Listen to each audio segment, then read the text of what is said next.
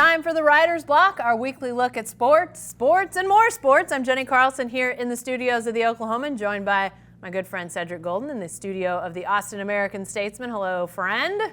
What's up, J. Carr? Hey, it's a lot of football, but we're going to talk some basketball too if people hang on with us. Okay. We'll get to that eventually, but let's start with this, Cedric. First rankings of the College Football Playoff Committee out this week.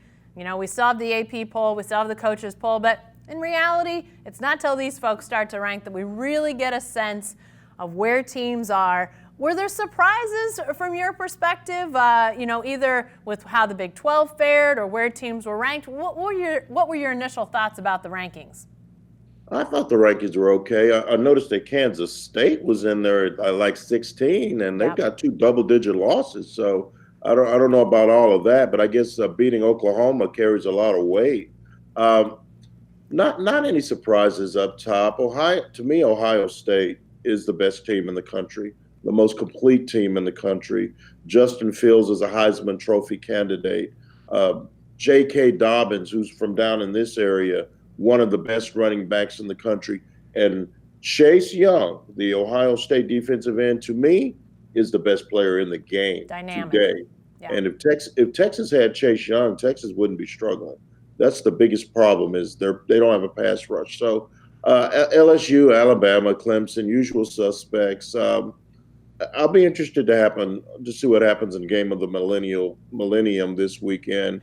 LSU, Alabama. I think the loser of that game will not make the CFP.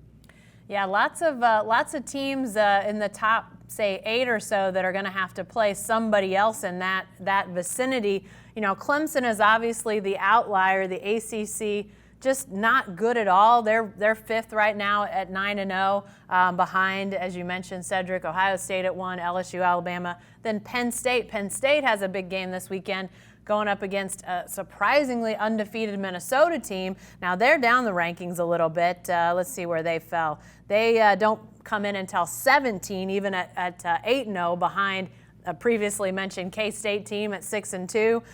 Some other teams with multiple losses, so their strength of schedule not good. But, you know, the question will become, Cedric, in my mind, as we look at this, you know, with all these SEC teams up towards the top, not only 2 and 3, but then you look at Georgia at 6, Florida's at 10, Auburn's at 11.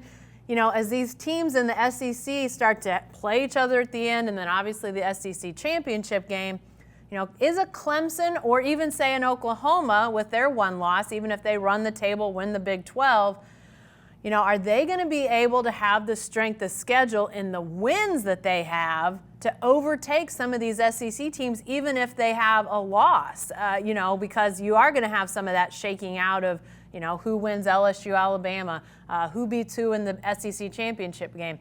It's going to be a really big question, and, you know, I wouldn't be surprised to see 2 SEC teams make it this year because you do have, you know, such a problem with, say, ACC strength. Even Pac-12 is really top-heavy, Oregon and Utah being in the top 10, but really not a whole lot else. So, you know, can an undefeated the rest of the way Oklahoma get in the playoff? Can an undefeated potentially Baylor get in the playoff? Cedric, those are questions I think people in our neck of the woods are wondering about. And how does the Big 12 look in this whole thing? Well, an undefeated Baylor would have to beat OU to get in. So twice. Probably, Jen. Yeah. And so, let's keep it real. OU's going to the Big 12 championship game. They just are. The question is, will it be Baylor? Will it be Texas? Will it be K-State? Somebody like that. So to me, I think that kind of question will answer itself eventually. There may be a one-loss SEC team in there. I believe Clemson's going to figure out a way to get in because the ACC is horrible. And you can't tell me a defending national champion that runs the table isn't going to get in. So I think Clemson's in. I think Ohio State is going to be good enough to get in. And I think it's going to be LSU or Alabama in, and perhaps Georgia. But Georgia doesn't get in unless Georgia wins the SEC.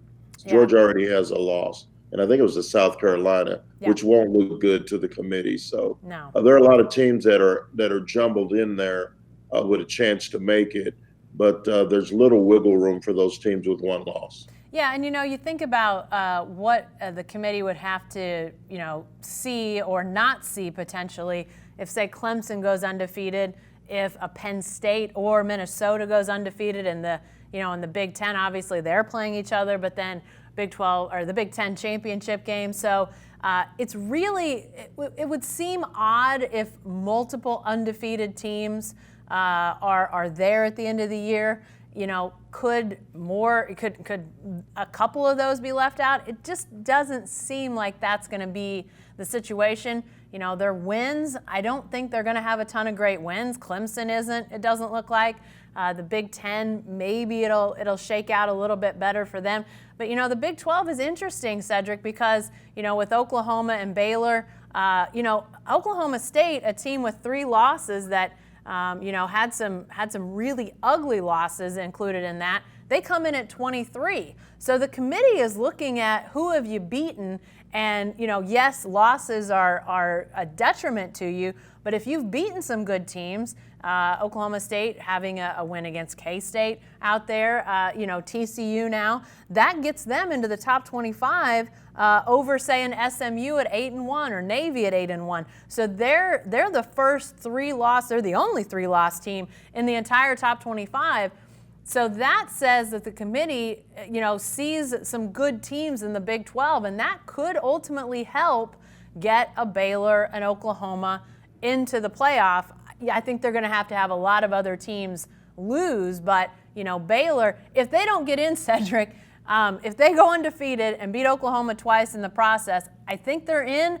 But if they don't, they have always scheduled really, really bad non-conference teams. They may fall victim to their own non-conference scheduling if they don't get in with an undefeated record. That could happen. But I'm going to tell you, if Baylor runs the table and beats the Sooners twice, right, and the Sooners end up with just 2 losses, both to Baylor, Baylor's getting in. They're just going to get in. That's going to be spectacular. Given their resume, having running the table will mean they won at Oklahoma State. They won at K-State. Those teams are ranked, Jen. Yeah. And if they beat Oklahoma twice and Texas, yeah, then Baylor's getting in. Yeah. And if they don't, there should be a federal inquiry. Baylor will get in with a 13-0 record. Baylor will get into the CFP. Yeah, after being left out a couple years back, I think a lot of people that TCU Baylor question, a lot of people still remember that.